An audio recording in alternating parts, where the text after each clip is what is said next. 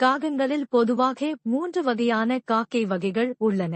அதாவது, உடல் முழுவதும் கருமை நிறம் கொண்ட அண்டங்காக்கை வகை, அதன் பின் கழுத்தில் சாம்பல் நிறம் கொண்ட மணி காக்கை, அதோடு அனைவராலும் அதிசயமாக பார்க்கப்படும் அரிதான வெள்ளை காக்கை. அந்த வகையில் வீட்டுக்கு தினமும் காகம் வருவது நல்லதா என்று இந்த பதிவில் பார்க்கலாம். சனி பகவானின் வாகனமாக திகழும் காகங்கள் நமது ஜாதகத்தோடு மிகவும் தொடர்புடையதாக உள்ளது. மேலும் பித்ருக்களின் வடிவமாக காக்கைகள் உள்ளன. அதாவது நம் முன்னோர்கள், அதாவது இறந்து போனவர்கள் நம்மிடையே காகங்களாக வலம் வந்து கொண்டிருக்கிறார்கள் என்பது நாம் அனைவரும் ஆழமாக நம்பக்கூடிய ஒன்றாகும். அதேபோல் காகங்களும் நாம் அளிக்கும் உணவுகளை பெற்றுக்கொண்டு பித்ருக்களின் வடிவமாக நமக்கு ஆசிகளையும் வழங்குகிறது.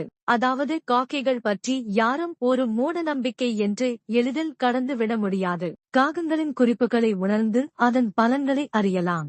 ஒரு கருப்பு காகம், அண்டங்காக்கை, தனிப்பட்ட முறையில் நமது வீடுகளில் அமர்ந்து கரைகிறது என்று சொன்னால் அது மிக தீய சகுனம் ஆகும். அதேபோல் ஒரு மனிதனின் தலை மேல் ஒரு காக்கை தொட்டுவிட்டால் அதுவும் தீய சகுனம். நமக்கோ நமது குடும்பத்தாருக்கும் ஏதோ ஒரு ஆபத்து நிகழ்வதற்கான அறிகுறியாகும்.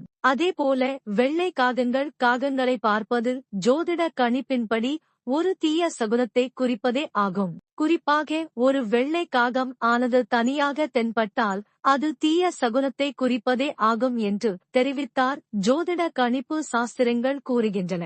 அதனைத் தொடர்ந்து மணி காக்கை என்று கூறப்படும் கழுத்தில் சாம்பல் நிறம் கொண்ட காக்கைகள் வீட்டில் அமர்ந்து கரைவது நல்ல சகுனத்திற்கு உகந்ததாகும். மணி காகம் தினந்தோறும் வீட்டிற்கு வந்து செல்வது நன்மை பெருகி வீடு வளர்ச்சி பாதையில் செல்வதற்கான அறிகுறியாக இருக்கலாம் என்று கூறப்படுகிறது. அவ்வாறு தினந்தோறும் காகம் வீட்டிற்கு வந்தால் வீட்டில் ஏதோ நேர்மறை ஆற்றல் அதிகரிக்கும் என்றும் ஜோதிட சாஸ்திரம் சொல்கிறது.